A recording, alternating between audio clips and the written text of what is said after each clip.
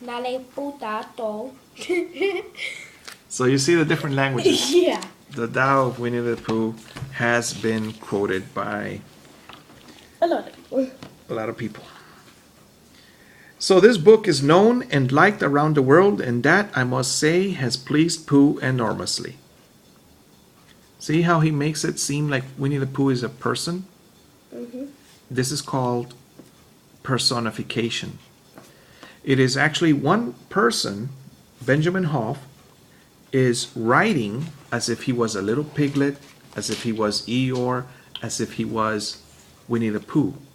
He created these characters so that he could explain his book. "Oh, Pooh," said everybody else except Eeyore. "Thank you," growled Pooh. Growled? But Eeyore was saying to himself, "This writing business, pencils and whatnot, overrated. If you ask me, silly stuff. Nothing in it." But reading a book is fun, son. And so the Tao of Pooh has become known as a remarkable success. And until fairly recently, I'd considered that the end. I'd explained Taoist principles. I had entertained with Pooh and friends. There were other things I wanted to do, other things I wanted to be associated with. "Stop this remarkable success, please," I asked. I'd like to get off, but no one wanted to let me off. "No, I don't intend a Tao of Pooh sequel. I don't like sequels. Thank you very much. Goodbye."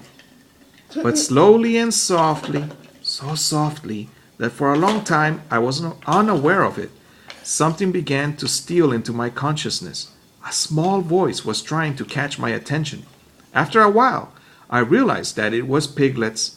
Finally, I sat down and listened. And after listening for a while, I began to take notes. There was more to be said. Piglet pointed out, but no one was saying it, and it was needed today. It would be needed even more, he said, in the years to come. Another book needn't be a sequel. It could be a companion book, as the house at Pooh Corner is to Winnie the Pooh. Why did I listen to Piglet? The answer lies in the past. In my childhood, when the Pooh stories were first read to me, I immediately developed a fondness for Piglet. From the beginning, he was my favorite of the Pooh characters. That I knew, but I didn't know why. By now, I know why, and I hope that before you have finished reading this book, you will know why I like Piglet. Interjection. Page 7. We had wanted to make this the introduction, but something else managed to put itself ahead of it. So we decided that we couldn't call this an introduction after all. We asked Owl, the scientist, or the intelligent, super intelligent one, who's the one to consult in matters of this sort, what one calls an introduction that comes after something else. "An interjection," he knowingly replied. And since Owl says that this is an interjection, that is what it is. Now, the first thing. "Am I in it?" asked Pooh. "Oh, Pooh, I didn't know you were here. Hardly anyone ever seems to notice," said Pooh sadly. "Of course you're in it, Pooh. Now."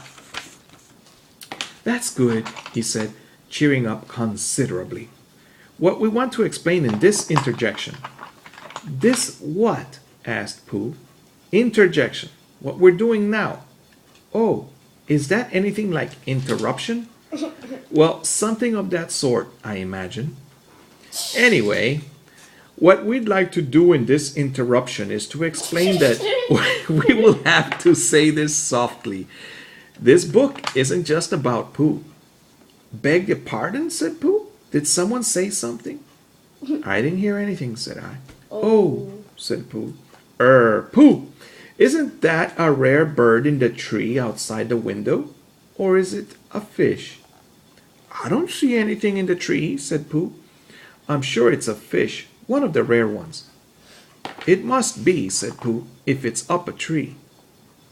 "Do go and find out, won't you, Pooh? Here, I'll open the door for you. Take a good look. Goodbye. So he got Pooh to leave the room so he could continue writing. Yes, this is not so much a Pooh book as it is a Piglet book. In these pages, it will be the timid, yearning Piglet rather than the comfortable, contented Pooh. Piglet will show us the way. In other words, we'll be looking at things from a slightly different angle. Since we are dealing with a more timid animal this time, this book may seem a bit more serious than its predecessor. But, there you are, said Rabbit. Piglet's fallen into the wastebasket. Perhaps serious isn't quite the word we want. Perhaps. Help, help! This is where I got it. What? I used to repeat, help, help. When I was working with your mom, I used to say, Asistente! Asistente! And she would come. And what was my problem? What? Well, she could either call me and I would figure out the computer problem or something. But she would help. This is not sharpening. I'm just gonna grab this one. Crash. A better word would be quieter. Crash. What in heaven's name was that? Now see, this is something I would pull out of it because heaven's name. What? Well, the author wrote, what in heaven's name was that? Crash! Tiggers rescued him, said Rabbit. Poor Piglet. Tell him I'll be there immediately. Excuse me. All right, so this is the next chapter, page 11. What did you get out of this book? It's funny.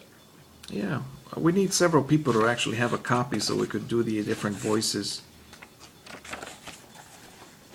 I read the interjection, which is like the interruption. So now we're on page 11. And this book has a total of... Oh, there's a poem at the end. 257 pages. Benjamin Hoff is an Oregon writer. Where's Oregon? Do you know? Nope. On top of California somewhere?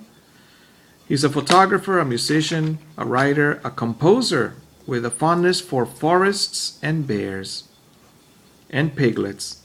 A Bachelor of Arts, he thinks his degree was in Asian art, but then he hasn't looked at it for a while, and it may not be. Do you know what he's joking about? What?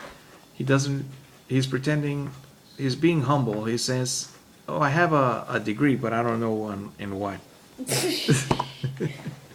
It's a joke. A Bachelor of Arts, he thinks his degree was in Asian art, but then he hasn't looked at it for a while, and it may not be. He was until recently a Japanese-trained fine pruning specialist. All right, so he likes gardens. He now writes full-time. Well, most of the time. The rest of the time he practices Taoist yoga, Tai Chi Chuan, stunt kite flying, boomerang shaping, and throwing. Huh? Throwing. What's ouch throwing? Throwing? Maybe knives, who knows? Or like judo. And Taoist tennis. Whatever that is. Huh? It's the game I'm working on. Oh, I see, son. That's the character. That's literally what the character looks like. Those are EXP bottles. Mm-hmm. There's going to be a little thing I write down here. Mm-hmm. Yeah, this is a little script I wrote. Those are the walls. Literally what they look like. Character. Those, I do not know what those are yet. The guy hasn't explained what those are. Mm-hmm. It looks like a path for the character to walk through. Yeah, it is. A maze. The point is, well, it's not really a maze. You're supposed to collect this stuff. There's supposed to be like a level 1, 0 out of 2. You need 2 of these to level up. We're gonna work on collecting stuff. We're gonna be working on like shooting. It's an RPG game. This is just the background. Mm-hmm. These are the particles you have to collect. He's gonna say that we're gonna get these dropping once you like kill a guy. Yeah. I do want you to learn how to make games, but I want you to learn how to make games like this guy. Somebody else wrote Winnie the Pooh. This is my best drawing. Somebody else wrote Winnie the Pooh, but this guy used it to explain something difficult, which is the Taoist philosophy. Or some people say it's not difficult. Follow the way. But then Jesus, he wrote, or he spoke, and someone wrote about Jesus saying, I am the way. What else? The truth and the life, The truth and the life. No one goes to the Father but through me. I have come that you may have life and more abundantly. Oh. John the Baptist explained, if you have two coats Give and one you to- give one away to the person that doesn't have one. If you have food, share that. Did you see how Mr. Martinez cut that sandia watermelon in half? One. Well, where do you think the watermelon came from? He gross? He cut it in half. I don't remember him. You were in the car and I just picked it up and carried it to the car. I carried half of it. The half he gave me. Mhm.